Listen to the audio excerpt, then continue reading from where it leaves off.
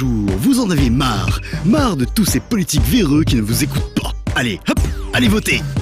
Mais pour cela, il faudra mettre un peu d'essence dans la bagnole. Mais alors que faire durant vos heures supplémentaires? Bienvenue dans Temps perdu. Avoir des amis, c'est cool. Mais parfois, pour de simples petites bêtises, on se dispute. Du coup, on appelle les copains pour pouvoir se mettre sur la tronche. Et dans le pays des cubes, on n'utilise pas de batte de baseball, ni même de chaîne de vélo. Non, ici, on est de vrais gentlemen. On se bat façon bataille de robots. Votre cube de héros est le cœur de votre machine, et autour de lui, vous devrez bâtir le reste de votre machine de guerre. À vous donc de bien choisir vos copains cubes en fonction de leurs caractéristiques pour construire le meilleur engin possible. Ensuite, direct dans l'arène pour casser des têtes. Ici, vous pouvez bien sûr vous déplacer, mais aussi changer le sens de rotation de votre bras massu. Et là, vous comprendrez mieux l'intérêt des capacités de vos petits camarades lorsque votre droïde explosera en moins de 3 secondes face à un adversaire beaucoup mieux préparé.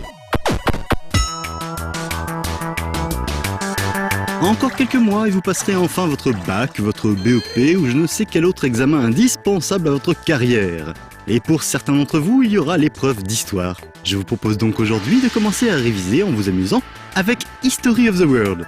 Dans cet enchaînement de mini-jeux façon WarioWare, vous revisitez dans la joie et la bonne humeur plusieurs événements de l'histoire indispensables à votre culture générale en quelques secondes. Et ensuite, c'est tout. Les point and click, c'est bien, surtout quand c'est simple. Et justement, dans Yuki in Winterland, c'est ça. Bon, même si au début on ne comprend pas bien ce qui lui arrive à cette Yuki si kawaii kikounette, elle a une mission. Alors comme prévu, il va falloir cliquer et balader sa souris un peu partout en espérant tomber sur un indice. Et comme d'hab, souvent il faudra trouver les solutions les plus idiotes, voire même les plus abracadabrantes, comme par exemple cliquer sur un ballon pour récupérer un bout de ficelle. Alors bon, au-delà de ça, il faut bien reconnaître à Yuki qu'elle voyage dans un univers tout mignon et qu'en ce moment, ça fait du bien. Let's go. Ok, je le reconnais, Gilles n'est pas de première fraîcheur. Mais Gilles, c'est bien. Alors Gilles, c'est quoi? Gilles, c'est un jeu de plateforme visuellement faussement simpliste. Mais Gilles, c'est aussi un jeu qui exploite tout plein de ressorts de gameplay différents, comme l'inversion de la gravité, le clonage et j'en passe. Et puis quand même, Gilles, c'est surtout bien fun et bien long, avec en plus une difficulté pas piquée des hannetons. Et puis finalement, Gilles, c'est pas si laid que ça quand on y réfléchit bien. Mais bon, Gilles, et il paraît que ça se prononce Gil en fait. Il y a des jeux comme ça, dès les premières secondes, ça claque. Regardez les 2 secondes, enfin un peu plus quand même.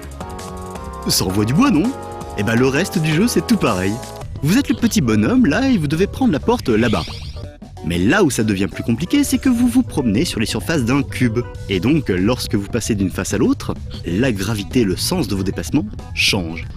Alors forcément, il va falloir réfléchir un peu plus que prévu pour atteindre la sortie. Une sorte de Rubik's Cube plateforme en fait. C'est beau, c'est bon, c'est long, c'est exactement ce qu'il vous faut pour terminer longuement et avec plaisir votre journée. Et ça tombe plutôt bien puisqu'il ne faudrait pas oublier que, pour gagner plus, jouer plus.